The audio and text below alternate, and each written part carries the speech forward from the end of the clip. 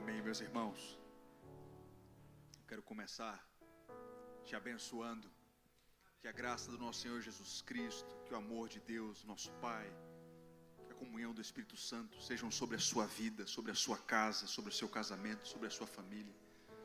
Que você veja os seus filhos cheios do Espírito Santo, que você veja os filhos dos seus filhos cheios do Espírito Santo. É a promessa de Deus para o seu povo. Quando Deus salva um indivíduo, Ele quer salvar a família inteira. Ele quer salvar gerações. E você vai ver isso se cumprir em nome de Jesus. O que Deus está fazendo na sua vida é muito maior do que você. Ele te escolheu para ser um patriarca, uma coluna de gerações depois de você. Mesmo que você tenha vindo de uma realidade familiar toda quebrada, você viu seu avô destruído, seu pai destruído, em você o ciclo maldito é quebrado pela obra perfeita de Cristo Jesus. Os seus filhos vão ser benditos e vão experimentar dos frutos da obra do Espírito Santo na sua vida, em nome de Jesus, amém. Muito feliz de estar aqui. Agradeço aos líderes, aos pastores, pastor Diego. Eu agradeço ao meu irmãozão Deilon, um dos meus melhores amigos, veio comigo hoje aqui. Eu queria compartilhar com os irmãos uma palavra que representa muito para mim. Eu aprendo bastante com essa passagem da Bíblia. Eu queria que, como amigos, nós nos reuníssemos agora ao redor da palavra. Esse é o momento mais importante dos nossos cultos. O momento em que nós vamos olhar para o que diz a palavra de Deus. Esse é o foco do culto Hero. Eu sempre falo na mentoria do Hero Global. Pessoal, foco do culto Hero não é churrasco. Não é a gente ficar gritando para provar que é heterossexual. O foco é a gente abrir a Bíblia e olhar o que a palavra de Deus fala. É estudar o que a palavra de Deus nos ensina. Nós temos que ter fome por isso, sede por isso. Alguém aqui ainda tem fome e sede pela palavra de Deus? Vocês ainda são famintos pela presença do Espírito Santo? Então vamos abrir o segundo livro dos Reis, no capítulo 4, a partir do verso 8. A história da família sunamita, que recebeu as visitas do profeta Eliseu. Eu queria que você prestasse muita atenção, porque esse texto tem algumas chaves, alguns princípios que nós precisamos olhar com atenção, se nós quisermos nos posicionar da forma como Deus quer que nós nos posicionemos dentro de casa. Essa é a história de uma família que foi muito abençoada. Ela experimentou uma intervenção sobrenatural de Deus. E depois experimentou o dia mau. Ela experimentou uma dor profunda. E eu creio que Deus me trouxe aqui nessa noite para te mostrar que Deus sempre, na vida do seu povo, vai reconstruir o que a dor destruiu. Quem está comigo aqui? Deus é um Deus que reconstrói o que a dor destruiu. Preciso que você entenda isso, porque a tribulação, a dificuldade, a dor são inerentes à vida do cristão. Eu costumo dizer que o cristão sofre mais do que o não cristão, porque nós temos os sofrimentos relacionados à vida de qualquer ser humano, mas nós também temos as perseguições, as provas, as tentações inerentes a ser um servo de Deus. Jesus disse: se o mundo me odiou, ele vai odiar vocês. Vocês terão aflições nesse mundo, mas tenham bom ânimo. Tenham bom ânimo, eu venci o mundo. Então fique firme, porque Deus está com você nessa batalha. Queria que nós olhássemos para o versículo 8, vamos ler juntos até o verso 10 em primeiro lugar, e depois eu vou fazendo alguns comentários. Segundo Reis 4, verso 8 diz: certo dia, Eliseu foi a Sunem, onde uma mulher rica insistiu que ele fosse tomar uma refeição em sua casa. Depois disso, sempre que passava por ali, ele parava para uma refeição. De modo que aquela mulher disse ao seu marido: eu sei que esse homem, que sempre vem aqui, é um santo homem de Deus. Vamos construir lá em casa, lá em cima, um quartinho de tijolos, colocar nele uma cama, uma mesa, uma cadeira, uma lamparina para esse homem de Deus. Assim, sempre que ele nos visitar, ele poderá ficar no quartinho. Somente até aqui, vamos fazer uma oração mais uma vez. Espírito Santo, nós pedimos o teu auxílio para nós compreendermos a sua santa palavra. Se for necessário, nos confronte. Se for necessário, mude as coisas de lugar. Se for necessário, nos exorte. Mas nós pedimos com todo o nosso coração, não nos deixe embaraçados pelo pecado, não nos deixe viver uma vida superficial, não nos deixe desperdiçar essa vida com coisas que são secundárias. Vem tomar as nossas vidas, Espírito Santo de Deus, vem nos colocar no centro da Tua vontade. Nós só pedimos uma coisa nessa noite: não nos deixe sair daqui da mesma forma que nós entramos. Mude a nossa história, mude a nossa vida, e não nos deixe de fora do que o Senhor está fazendo em nossos dias. Aviva-nos, acenda-nos, e faz de novo, faz mais uma vez as mesmas obras que o Senhor fez no passado. Essa é a nossa súplica, em nome de Jesus, em nome de Jesus. Nós oramos. Quantos podem dizer um amém bem forte aqui? Aleluia.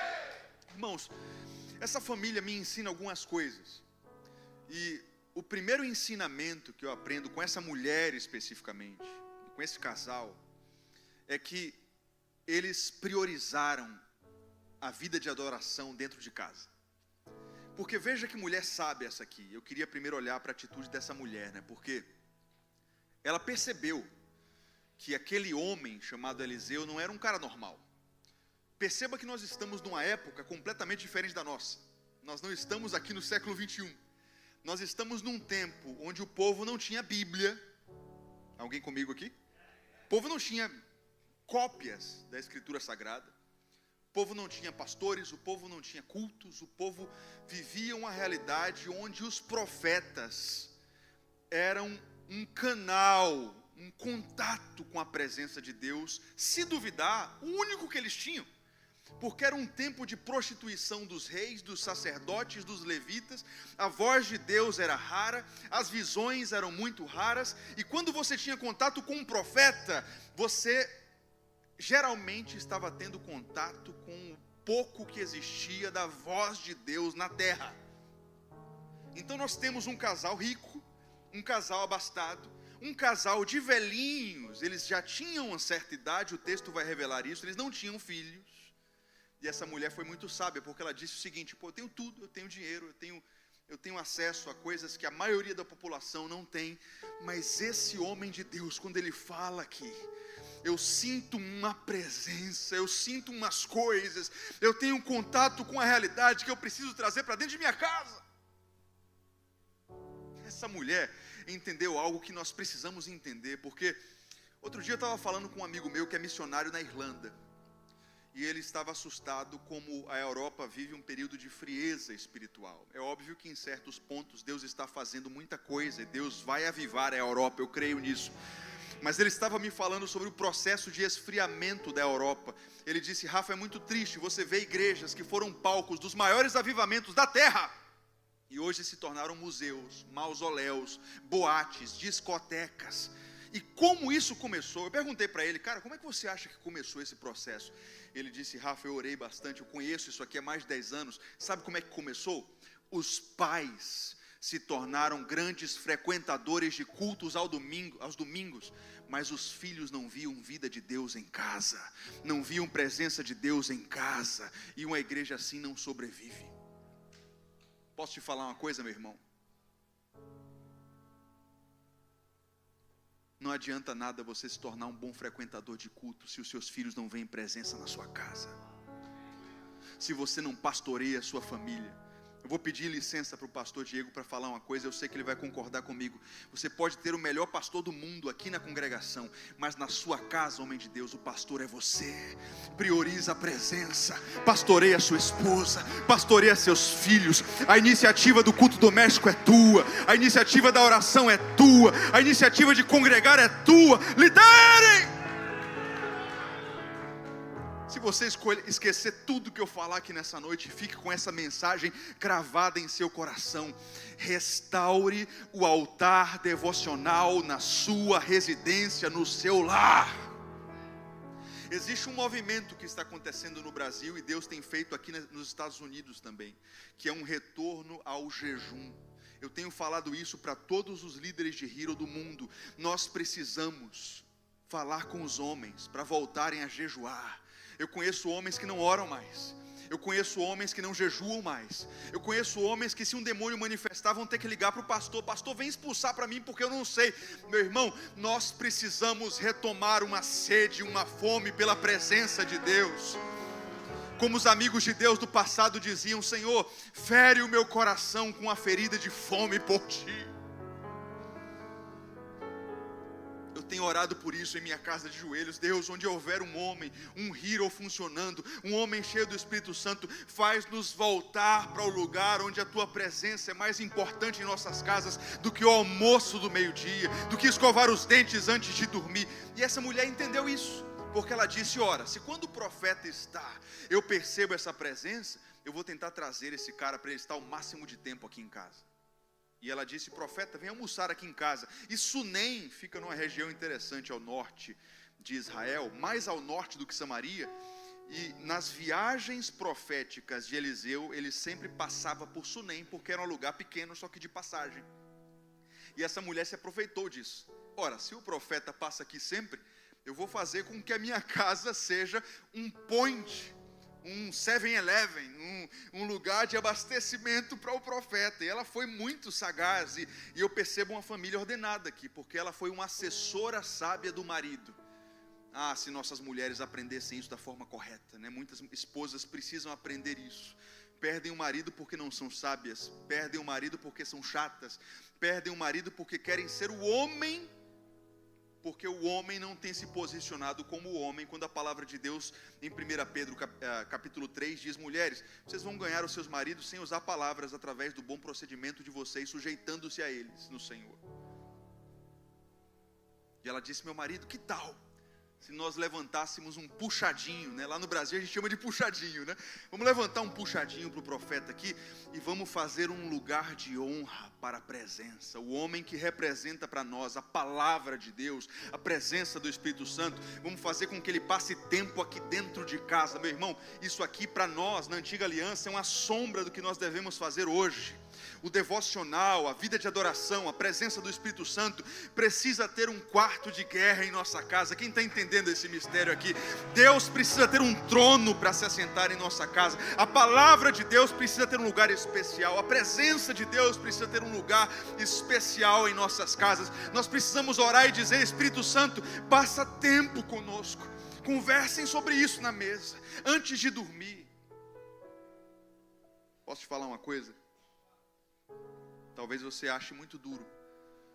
Fique preocupado se o seu filho nunca te pediu uma oração.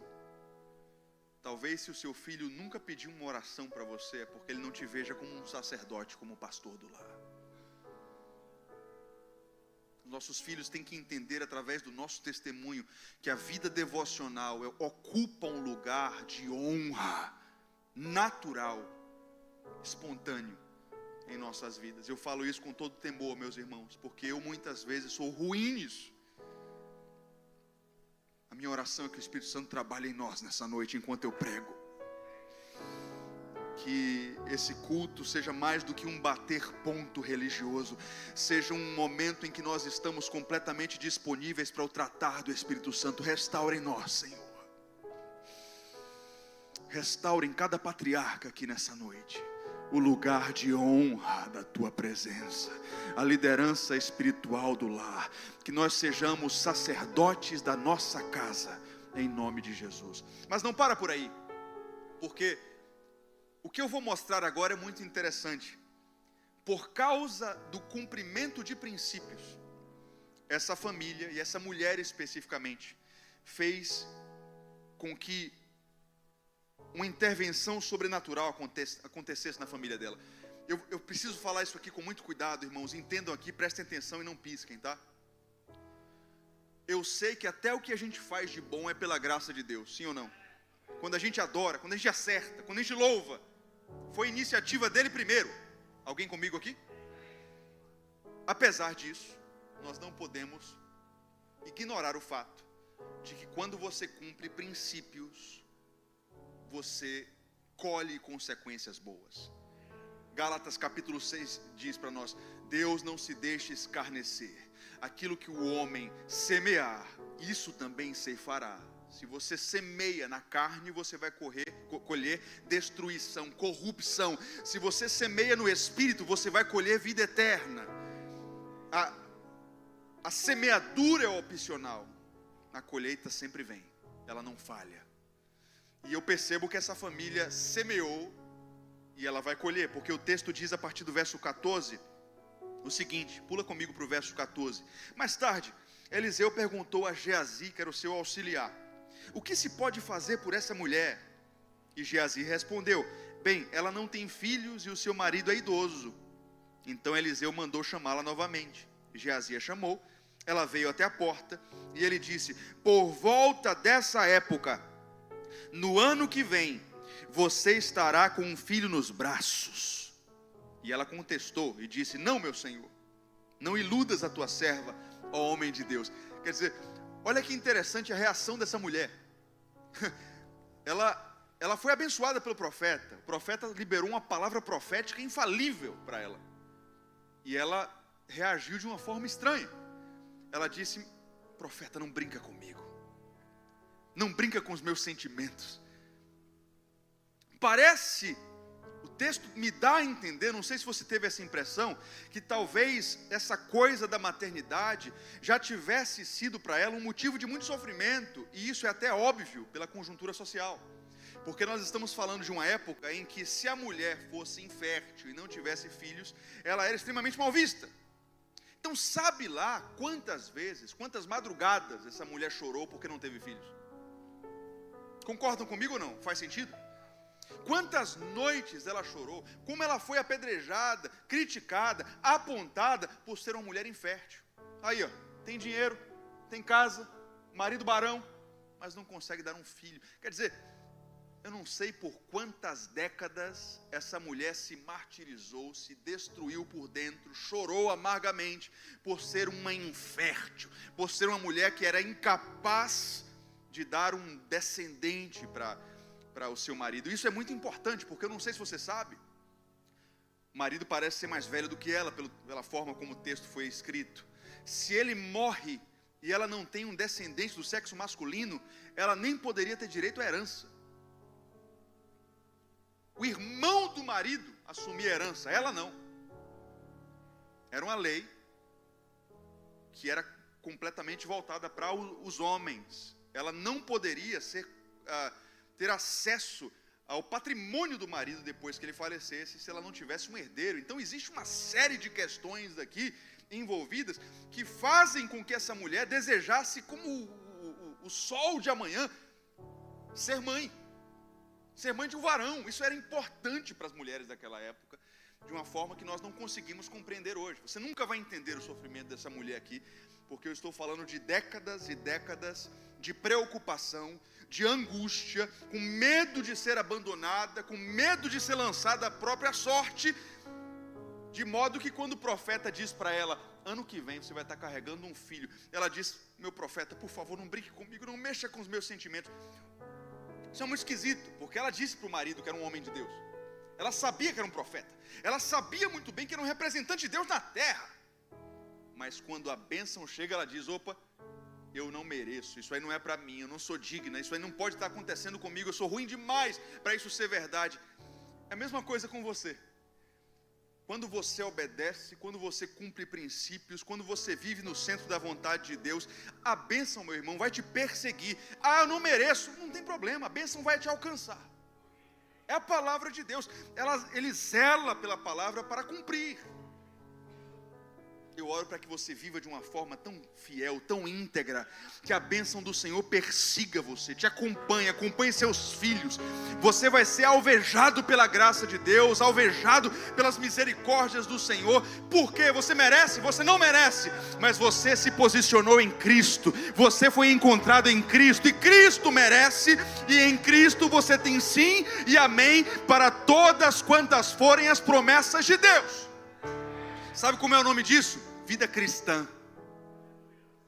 Vida cristã é: eu não mereço, mas eu escolhi Cristo e não Adão, e por causa dos méritos de Cristo eu sou justificado, eu sou abençoado. Eu era inimigo, agora sou herdeiro. Eu era filho da desobediência, mas agora sou co-herdeiro com Cristo de todas as bênçãos celestiais. Não tem a ver com a minha habilidade, não tem a ver com o meu merecimento, não tem a ver com a minha dignidade, tem a ver com a perfeição do Cordeiro que foi imolado antes da fundação do mundo.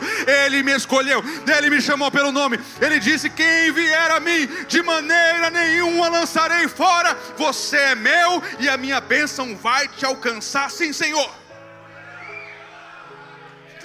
Não dá para explicar a vida cristã. Por isso que Cristo buga, neutraliza, destrói o cérebro religioso de todas as outras religiões pagãs, porque a ideia de todas as religiões, em todas as civilizações primitivas, os astecas, os maias, a ideia do sagrado ermitão, do pajé, do druida celta, passando pela Babilônia, pelos assírios, em todas as religiões do mundo, a ideia é: existe uma entidade completamente chateada comigo, e eu vou fazer com que eu mereça aplacar a ira dessa entidade, eu vou manipulá-la para ela me dar alguma coisa em troca do que eu fizer para merecer. Aí chega o Evangelho. O Evangelho é completamente diferente, porque eu não merecia nada, eu fiz muita besteira. Rafael sem Cristo merecia o fogo do inferno. Eu fico olhando gente soberba dizendo: como é que um Deus santo, justo e bom pode destruir pessoas e mandar a gente para o inferno? Meu irmão, sabe o que é que eu olho quando eu olho para mim, o que é que eu vejo no Evangelho? Eu me pergunto assim: como é que Deus pode salvar alguém como eu, porque eu não merecia?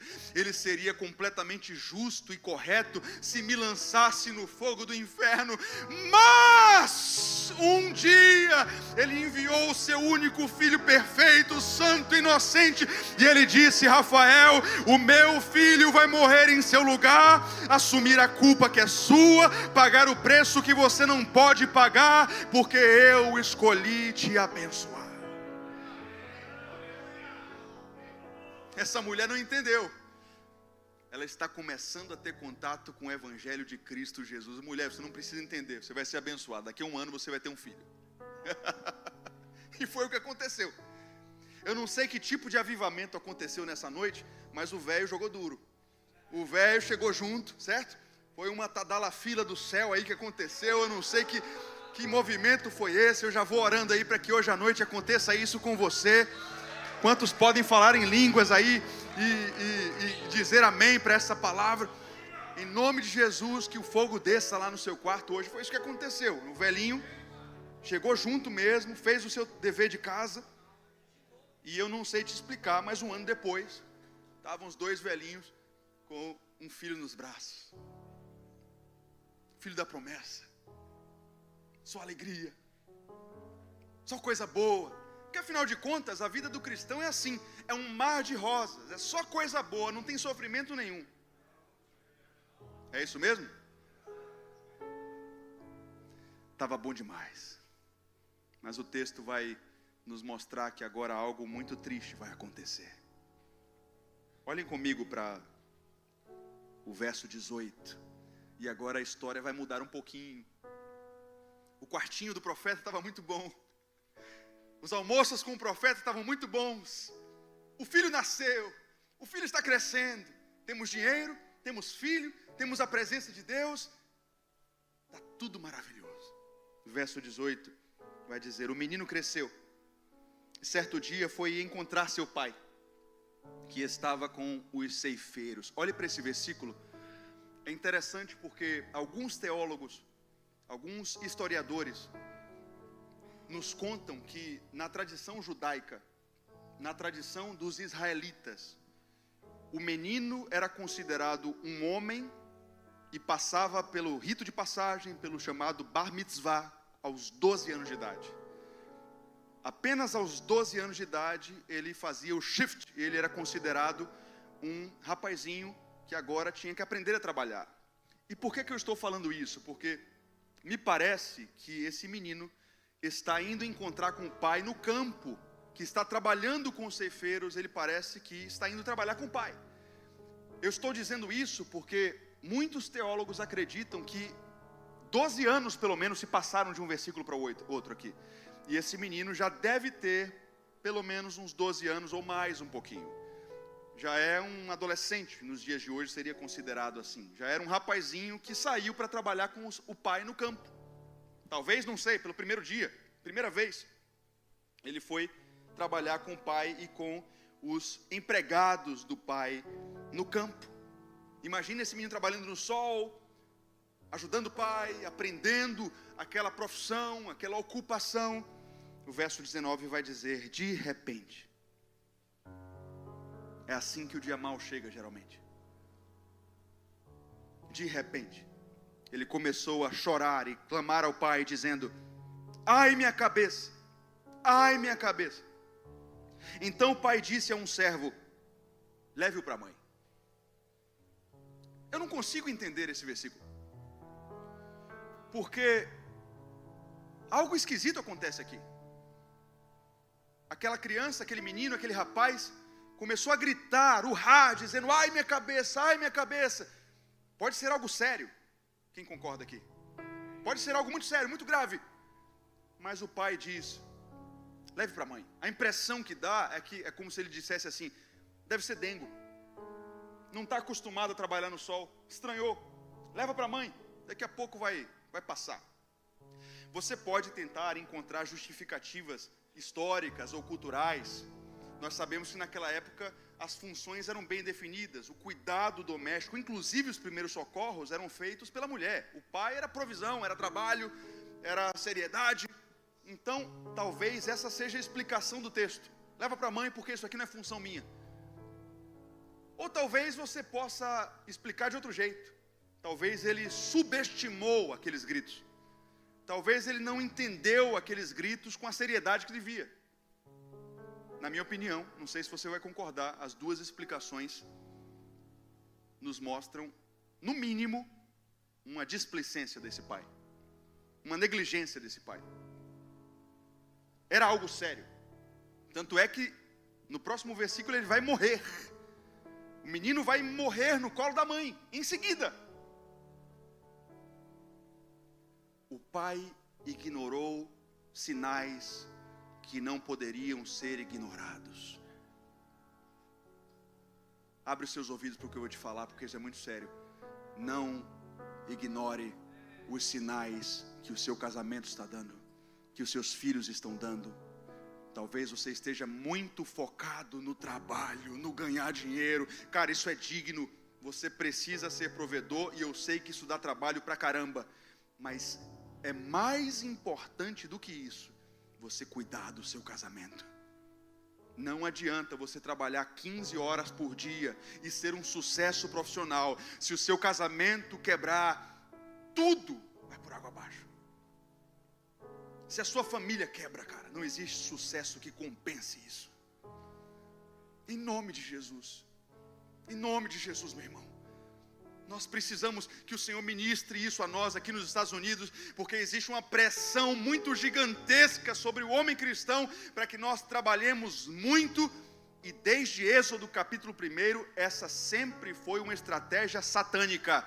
Eu vou fazer o povo de Deus trabalhar tanto, que eles não priorizem aquilo que é mais importante. Nós não podemos cair nessa cilada do inimigo. A sua família vem primeiro. Não ignore os sinais. Não deixe os seus filhos se perderem. Não deixe o seu casamento chegar nas últimas consequências. Toma uma postura e assume as rédeas desse negócio.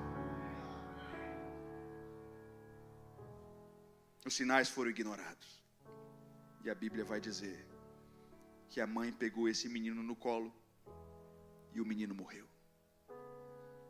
O filho da promessa. Meu Deus, ela não pediu esse filho e Deus deixou ele morrer. Certas coisas acontecem na nossa vida que nós não conseguimos compreender. Nós não conseguimos explicar. Rafa, por que Deus, sendo bom, permite crianças terem câncer? Eu não sei te explicar, meu irmão. Por que Deus, o nosso Deus, que abomina o mal, permite que pessoas boas passem por sofrimentos? Eu não sei te explicar, meu irmão. Aliás, se você olhar para a Bíblia, você vai ver que os maiores sofrimentos bíblicos foram reservados para os maiores amigos de Deus. Eu não sei te explicar. O que eu sei te explicar é que acima das nuvens tempestuosas das nossas tribulações, existe um trono onde Cristo está sentado, e mesmo no meio da tribulação, Ele continua soberano sobre todas as coisas. Mesmo no dia mau, mesmo quando você não explica os acontecimentos da vida, Deus é sempre bom. Ele não cria o mal, pelo contrário, nele não há mudança, nele não há sombra de variação, nele não há pecado. Deus não peca e Deus não tenta ninguém. Pelo contrário, Ele é governante sobre cada partícula de poeira do universo. Nenhum fio de cabelo cai da nossa cabeça e da cabeça dos nossos filhos sem a permissão de Deus. Se você para de crer nisso, você está vendido. Eu tenho 10 anos de ministério pastoral. Eu já perdi a conta de quantas pessoas eu já vi no leito de morte. No leito de morte, ninguém se preocupa com dinheiro, com conta bancária, com aquilo que fez para ficar famoso, ter status. Todo mundo vira igual nesse momento. A única coisa que eu vejo as pessoas fazerem na hora de passarem desta vida é pensarem: o que é que eu fiz da minha eternidade? Você entrou aqui nessa noite. Eu não sei como é que você está com Deus. Olha aqui nos meus olhos, você que está lá no fundo, você que está aqui desse lado. Eu não sei quem te trouxe aqui. Eu não sei como você entrou aqui. Se sua vida está quebrada, se o seu casamento está uma bagunça, se você está passando pelas piores estações da sua existência, eu não sei. O que eu sei é que a pergunta mais importante da sua vida hoje é: você conhece Jesus? Quando você deita a cabeça no seu travesseiro, você tem relacionamento com Ele, você tem certeza da sua salvação, cara.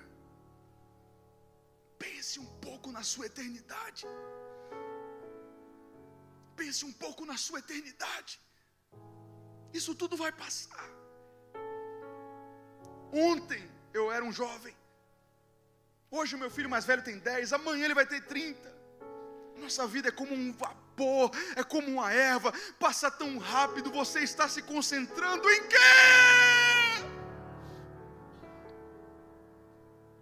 Nós não temos o direito de desperdiçar essa vida focando daquilo que não importa. Essa família está vivendo um momento muito triste. Mas nos próximos versículos você vai ver uma mulher que me assusta. Essa mulher me tira o sono. Porque ela vai agir de uma forma que, se eu não fosse uma pessoa com percepção espiritual, e você também, nós iríamos pensar que essa mulher é uma psicopata. Porque olha o que o texto diz sobre a reação dela. Para pensar. O filho da promessa morreu. A cultura diz que imediatamente ela tinha que iniciar o luto, o período previsto de luto. Eles contratavam choradeiras, eles faziam uma procissão da cidade até o cemitério, com umas 15 ou 20 pessoas, para sepultar o corpo do menino, iniciar o processo de luto, de choro. Ela precisava ser consolada, ela precisava viver o que a lei mandava, inclusive, porque a lei tinha diretrizes rígidas sobre o que fazer com o corpo do defunto. Essa mulher vai ignorar tudo isso, e olha só o que ela vai fazer no verso 21. Ela subiu ao quarto do homem de Deus, deitou o menino na cama, saiu e fechou a porta. Quer dizer, ela deu uma de doida. Na hora que o menino morreu, ela disse: eu vou levar o corpo do meu filho para a cama onde o profeta se deitava. Ela entrou no quarto, colocou o corpo do menino na cama do profeta, fechou a porta, e ela vai falar com o marido aqui no verso 22. Ela chamou o marido e disse: eu preciso de um servo, de uma jumenta, para ir falar com o homem de Deus. Vou e volto depressa. Ele perguntou: mas por que hoje? Hoje não é lua nova, nem sábado. Ela respondeu: não se preocupe. Meu irmão, a gente está num culto hero aqui. Eu vou ser sincero com você. Eu pensava que esse homem era um boca aberta. Aqui eu passei a ter certeza. Porque, pensa comigo, seu filho morreu. A mulher disse: eu vou levar essa situação para o profeta, eu vou falar com o profeta hoje. Seu filho acabou de morrer. E ele pergunta: Mas hoje? Por que hoje? Quer dizer, esse cara é um babão. Esse cara não sabe o que está fazendo. Ele precisa de iniciativa, ele precisa acordar para a vida. É óbvio que existe uma explicação aqui. Porque no costume dos israelitas, olha só que interessante isso aqui. Naqueles dias, os profetas tinham o costume de encontrar com o povo nos sábados, no Shabat, no dia do descanso. Era o dia em que eles davam seus oráculos, proferiam as suas palavras para o povo, todo sábado, que depois se transformou no costume da sinagoga e etc. Mas existia um outro dia no mês em que o profeta encontrava com o povo, independentemente de ser sábado ou não. Era o primeiro dia do mês, sendo que o calendário israelita era um calendário lunar, e até hoje é um calendário lunar e não um calendário solar como o nosso. Então olha que interessante, apenas em 2 ocasiões os profetas encontravam com o povo, no Shabat e no primeiro dia do mês, que era o dia em que o ciclo da lua reiniciava, era o dia chamado de dia da lua nova, início do mês. Era o dia em que o mês abria e o profeta se encontrava com o povo. Então, você consegue entender a pergunta desse cara. Como é que você vai encontrar com o profeta, se hoje não é sábado, nem lua nova? O que ele está dizendo é mais ou menos o seguinte: como é que você vai encontrar o pastor se hoje não é dia de culto? Quem está entendendo aqui? Ok, nosso filho morreu, mas o que é que você vai fazer? Hoje não é dia de culto. Mas essa mulher disse assim, ó, o que ela está dizendo é mais ou menos o seguinte: meu amor, você não entendeu. Eu não quero saber se hoje tem culto na Lagoinha. Eu não quero saber se as coisas vão acontecer de acordo com o script ou a caixinha das pessoas que entendem a vida dessa forma. Eu sei que o Deus que me deu um filho é poderoso para quebrar o protocolo e fazer um milagre, seja segunda, seja terça, seja quarta, seja quinta, seja sexta. Porque, para pensar, se quando eu não cria, Deus me deu um filho, agora que eu creio, o nosso Deus é poderoso para ressuscitar esse menino, eu não vou desistir, porque o meu Deus não ungiu métodos, não ungiu estratégias, Ele unge pessoas. Então eu vou procurar o profeta, e eu creio que o meu filho vai ressuscitar. Eu não sei se você está preparado para o que eu vou dizer aqui, mas eu creio que Deus está procurando homens que estejam dispostos a quebrar as caixinhas, quebrar os protocolos. Não seja domesticado.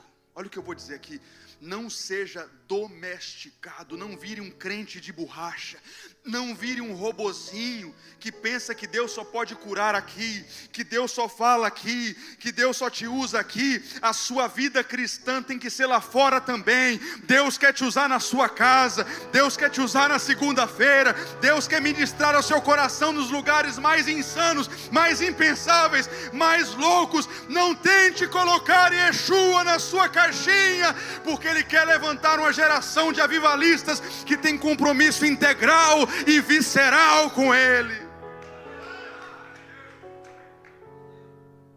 Hoje não é sábado, hoje não é lua nova, mas o meu Deus não está preso a nada disso. Meu irmão, o seu Deus, eu fico vendo gente que tenta explicar Jesus, rapaz. Para pensar. Um cego, ele deu uma ordem, o cara enxergou. O outro cego, ele disse assim: eu vou cuspir na lama, vou fazer um pouco de lodo aqui, vou passar no seu olho, agora vai no tanque para se lavar e você vai ser curado. Como é que você explica isso? Não tente explicar os mistérios de Deus. A mulher do fluxo de sangue, quem lembra aqui? A mulher do fluxo de sangue. Olha só que maluquice isso. Ela tinha há 11 anos um fluxo corrente de sangue que não era curado. Ela colocou na cabeça: eu preciso passar pela multidão e tocar na orla do manto de Jesus Cristo. Onde é no Velho Testamento que alguém disse isso para ela? Onde é na lei de Moisés que existe esse tipo de simbolismo de tocar não existe. Você quer explicação? Não tem. Simplesmente o Espírito Santo deu fé para ela e uma direção muito específica para ela. Como eu queria que pelo menos 10 homens aqui nessa noite fossem ativados para um lugar onde você está disposto a entregar tudo para viver esse nível de intimidade com o Espírito Santo de Deus. Pastor Diego, eu me lembro quando eu era criança, eu vivia aquele movimento de renovação todos os anos 90, os chamados encontros com Deus, aquilo que a Lagoinha viveu lá em BH. Eu acompanhei tudo. Meu pai é um pastor formado no Seminário Batista do Sul, que foi pastor sênior da Convenção Batista Brasileira 4 anos, e saiu por causa da renovação espiritual, porque não conseguia pastorear numa igreja tradicional falando em línguas.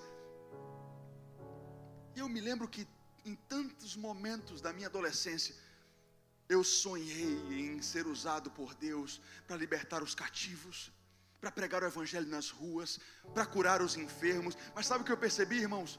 Que ao longo da nossa vida, algumas coisas vão esfriando a gente, vão tentando colocar a gente numa caixinha. Não, isso não é para você, essas coisas cessaram, Deus não faz mais esse tipo de coisa. Ganha dinheiro, trabalha, fica na sua, mas essas coisas não são para você. Meu irmão, isso está me incomodando de uma forma que eu não consigo te explicar. Eu sinto o Espírito Santo fazendo um santo equibalo aqui na Flórida, e expulsando da zona de conforto alguns homens avivados, que digam: Senhor, nós clamamos, perdoa os nossos pecados e nos tire da zona de conforto e faz de novo o que o Senhor fez no passado.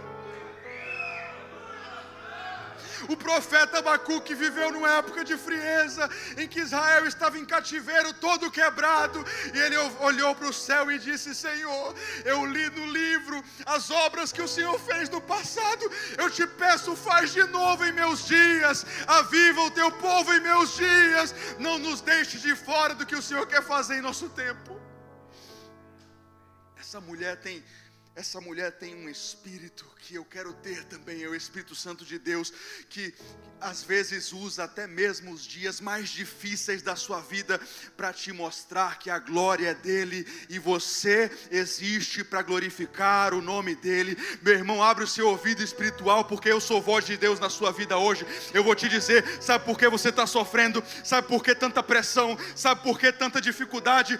Deus vai ser glorificado em nós e através de nós, e até mesmo as suas limitações, até mesmo os seus vales e os seus desertos são para glorificar o nome dele e mostrar para o mundo e para as pessoas ao seu redor que ainda há Deus em Israel. Eu quero acabar o meu sermão contando o que aconteceu agora, e a gente vai concluir, até porque o meu tempo já se esgotou, eu acho. Ela foi e correu para o profeta. O profeta recebeu a notícia muito triste. E a Bíblia vai dizer que Deus não revelou para Eliseu o que ele queria fazer. Depois estude esse texto. O profeta Eliseu se sente num momento desnorteado. Ele não tem uma direção clara de Deus. E preste atenção, por favor, não perca o final do meu sermão, porque agora vai vir um momento em que nós podemos olhar não para um homem omisso como esse marido, mas para um homem guiado pela presença. Eliseu tomou a primeira atitude: eu vou lá com essa mulher, mas eu vou mandar Geazi, que é o meu auxiliar mais jovem do que eu, na frente. E ele disse: Geazi, toma o meu cajado. Você vai fazer o seguinte: vai correndo na frente, meu filho, entra no quarto onde eu dormia, coloca o meu cajado na boca do defunto, e eu acho que vai dar certo. Eliseu está voltando com a mulher. Geazi mais jovem, legendário, foi na frente, entrou no quarto e obedeceu o discernimento do profeta. Alguém me acompanhando aqui? O que é que vocês acham que aconteceu? Geazi coloca o cajado na boca do menino. Pasmem, o menino não ressuscitou, não deu certo. Meu irmão, eu estou falando de Eliseu. Para pensar. Você tem Moisés, que representa a lei, Elias, que representa os profetas. No Monte da Transfiguração, a lei e os profetas adoram o filho que é o legislador da graça. Quem é que está ali? Moisés, representando a lei. Elias, representando os profetas. Meu irmão, eu estou falando de Eliseu. Eliseu tem unção dobrada da que estava na vida de Elias. Não é qualquer pessoa. Esse cara tem muito mais intimidade com Deus do que você e eu. A Bíblia está dizendo que ele deu uma ordem profética que não funcionou. Aprenda uma coisa, não é do seu jeito, não é com o seu método. Às vezes Deus vai fazer, mas não é do jeito que você pediu, é do jeito dele, e o jeito dele é melhor. Segunda coisa que eu quero que você aprenda: não desista.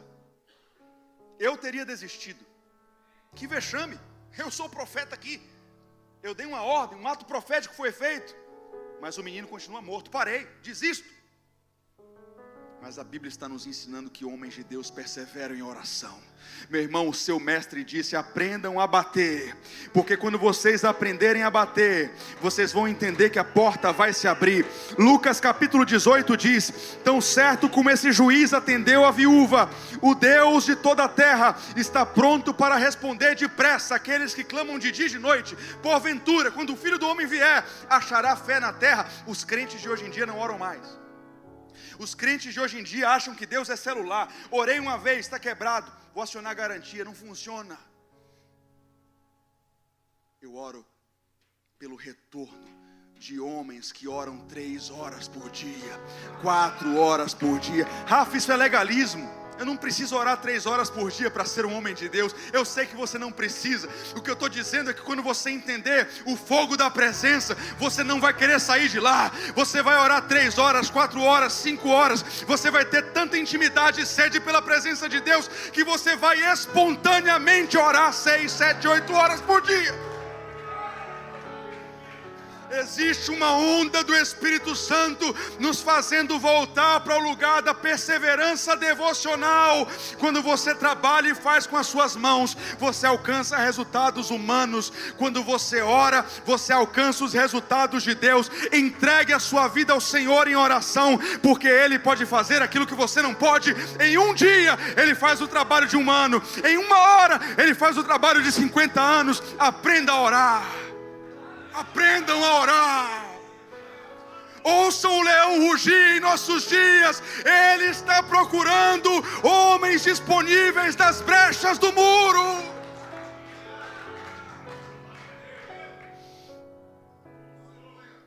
Meu Senhor, eu ouço a tua voz clamando por sentinelas. Meu Senhor, eu ouço a tua voz clamando por homens que oram. Esse homem deu uma ordem profética que não funcionou, mas ele não desistiu. Eu acho engraçado esse texto, porque a Bíblia diz que Deus é como se ele tivesse pregado uma peça no seu amigo. Ele disse: eu vou deixar Eliseu no escuro para testar a perseverança dele. Eliseu disse o seguinte: pessoal, é o seguinte, agora é comigo e Deus. Fica todo mundo aí fora, eu vou me trancar no quarto com o defunto e Deus vai falar comigo. E a palavra de Deus diz que Eliseu começou a orar. Ele vai para um lado, ele vai para o outro. Deus, o que é que eu faço? Me dá uma direção. E ele ora, não sei se por 1 hora, por 2 horas, por 3 horas. As pessoas estão do lado de fora esperando. E esse homem ficou louco, não vai dar certo. A mulher está chorando, o pai está chorando, está todo mundo triste. Clima de velório, clima de sepultamento. Opa, Eliseu teve um discernimento. Sabe o que ele fez? Não tente explicar. Ele teve um discernimento de deitar por cima do rapaz, peito com peito, braço com braço, mão com mão, nariz com nariz, olho no olho, boca com boca. Respirou perto do menino. Quem diz o que aconteceu depois?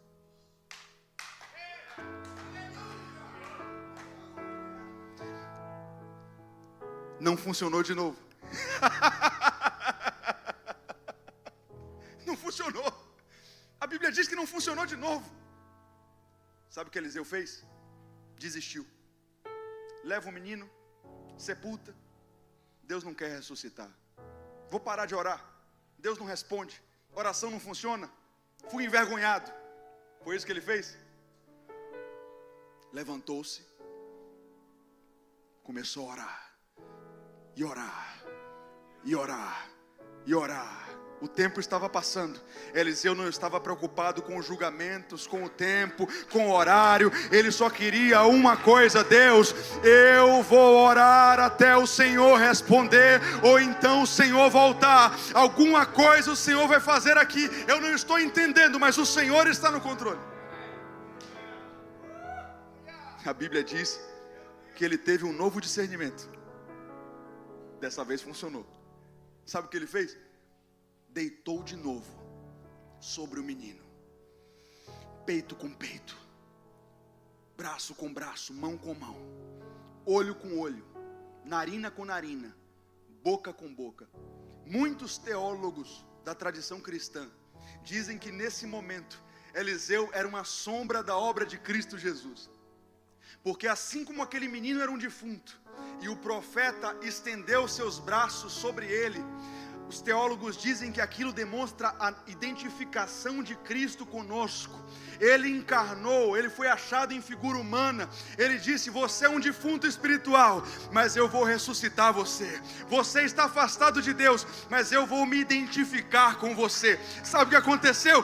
Eliseu deu uma baforada, respirou na cara do menino. A Bíblia diz que o menino absorveu aquele oxigênio, espirrou 7 vezes, Achim, 7 vezes. As pessoas ouvindo lá fora: o defunto levantou, o filho está vivo, o milagre aconteceu, Deus respondeu, Deus vive. Deus continua fazendo a obra na vida daqueles que creem. A pergunta é: será que nós ainda cremos? Quanto nós estamos dispostos a renunciar à nossa frieza e perseverar? Como eu queria que você enxergasse o que eu estou enxergando, o que Deus vai fazer nesse ministério, o que Deus vai fazer na Flórida. A grande pergunta é: onde estão os dispostos a perseverar? Antes de orar, queria te contar algo muito triste que eu vivi ultimamente. Pastor André me escalou para orar no culto. Ia ter o louvor, um pastor ia ser escalado para orar. Eu fui o escolhido. Naquele dia, naquela noite, meu filho mais velho, Samuel, de 10 anos, ele fez um pedido para a gente. Disse: pai, mãe, não queria ir para o Kids hoje, deixa eu assistir o culto. A gente deixou. Ele estava sentado com a gente aqui na frente. Eu subi para orar. Escuta aqui. Subi para orar, aquele fogo. Fiz uma oração bradando. Os irmãos vieram junto. Aquele mover, aquele fogo, aquela coisa gostosa. E eu orei de uma forma muito intencional. Foi bom. Desci todo feliz. Poxa, eu acho que eu orei bem hoje. Eu acho que a minha performance foi boa. Eu acho que eu fui um bom orador. Quando chegou em casa, a minha esposa disse: amor, sabe o que Samuel perguntou na hora que você estava orando? Ele falou assim: mamãe, o que é que está acontecendo com o papai? Eu nunca vi ele orar assim.